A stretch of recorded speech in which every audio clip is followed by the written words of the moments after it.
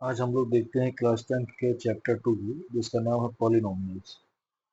Polynomials को पढ़ने से पहले आपको कुछ चीज़ें पता होनी चाहिए, जैसे number 1 variables, number 2 constant, 3 real number,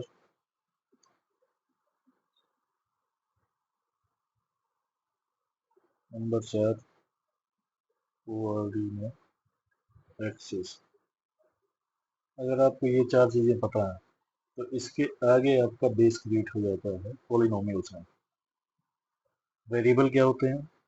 variable वो हैं जो कोई भी वैल्यू, एनी वैल्यू ले सकते हैं, एज्यूम कर सकते हैं। इनकी कोई फिक्स वैल्यू नहीं होती, ये क्वेश्चन दर क्वेश्चन या टॉपिक बाय टॉपिक अपनी वैल्यू चेंज करते हैं और उस क्वेश्चन में सेम रहती है। हम लोग जो वेरिएबल लेते हैं तो नॉर्मली जो मैथ्स पढ़ते हैं उसमें एक्स वाई और जेड का इस्तेमाल करते हैं वेरिएबल्स मानने के लिए, लेने के लिए। ये कोई रिटन रूल नहीं है, बस ये एक पैटर्न है जो हम लोग पढ़ाई में करते आ रहे हैं। एक्स वाई जेड को हम अपना वेरिएबल मानते हैं और A B C D E इन सबको हम कांस्टेंट लेके चलते हैं। जस्ट एक ये पैटर्न है। एक्स वाई जेड को वेरिएबल लेने का कुछ कारण आप यहाँ समझ सकते हैं कि जो कोऑर्डिनेट एक्सिस होती है एक्स और वाई, ये होता है जेड इधर, ये वाई डैश, ये एक्स डैश। अब हो ये जाता है कि क्योंकि यहाँ पर ओरिजिन से लेके एक्स तक कोई भी वैल्यू ये एज्यूम करता रहता है, जिसको हम स्मॉल एक्स से लेते हैं। ये जीरो से लेके वाई तक या आगे भी वैल्यू एज्यूम करता रहता है, जिसको हम स्मॉल वाई से डिनोट करते हैं। जीरो से लेके जेड तक इसमें वैल्यूज जेड वेरिएबल लेता रहता है। तो चूंकि ये एक पढ़ाई लिखाई में कोऑर्डिनेट एक्सिस के अंदर एक्स और वाई जेड की वैल्यूज लगातार चेंज होती रहती है, कोऑर्डिनेट सिस्टम के अंतर्गत एक पैटर्न सा बन गया है कि एक्स वाई जेड को ही हम लोग वेरिएबल मानते हैं और ए बी सी डी को कांस्टेंट मान के चलते हैं। लेकिन ये कोई फिक्स नहीं है, कोई रिटन रूल नहीं है। अब एक चीज यहाँ पर और समझने वाली है कि जो हमारा एक्स एक्सिस और वाई एक्सिस की लोकेशन है या पोजीशन ओरिजिन यहाँ पे है, हमारा जो एक्स है वो ओरिजिन से एक्स की तरफ बढ़ता है, धीमे धीमे वैल्यू यहाँ बढ़ती जाती है। वाई की वैल्यू जीरो से लेकर वाई एक्सिस पे आगे धीमे धीमे बढ़ती जाती है। एक्स इक्वल टू जीरो समझने की चीज है यहाँ।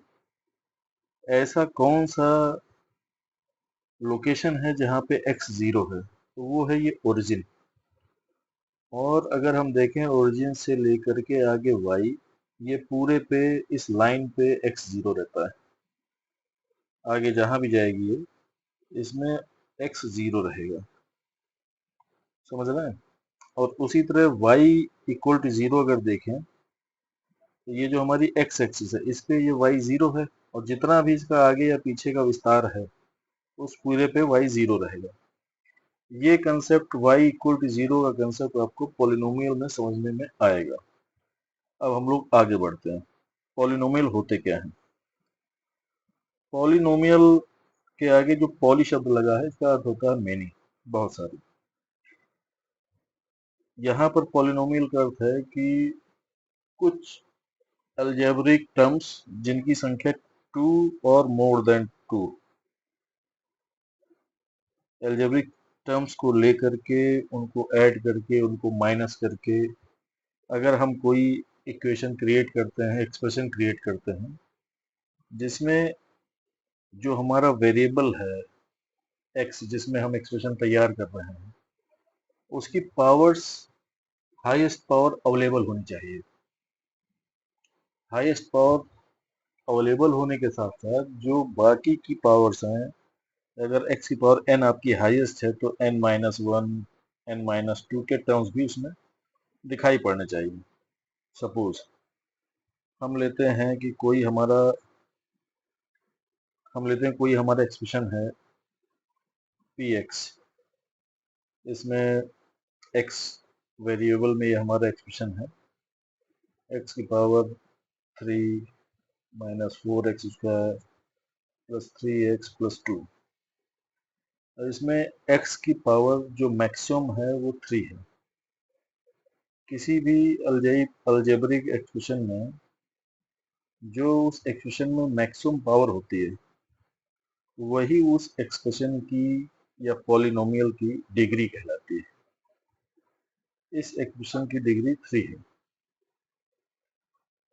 अब एक चीज और है कि जब भी डिग्री डिफाइन हो जाती है, यदि आपसे कहा जाए कि डिग्री 3 का स्टेटमेंट है, एक्सप्रेशन है, तो उसमें कोई अदर डिग्री का जो टर्म है वो तो जीरो हो सकता है, लेकिन ये टर्म जो डिग्री 3 का है ये जीरो नहीं होगा।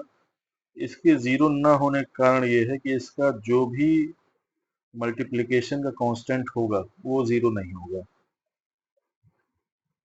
इसको ऐसे समझ सकते हैं कि कोई पी एक्स है, जनरल एक्सप्रेशन हम लेते हैं ए एक्स की power 3 plus b x square plus c x plus D.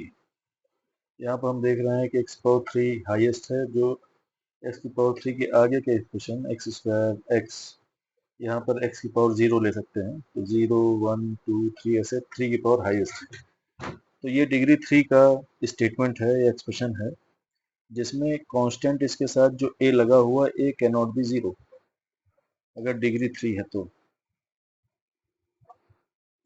ए 0 नहीं हो सकता कांस्टेंट। इसी प्रकार से अगर इसकी डिग्री 2 है तो ए 0 हो जाएगा, बी 0 नहीं होगा फॉर डिग्री 2।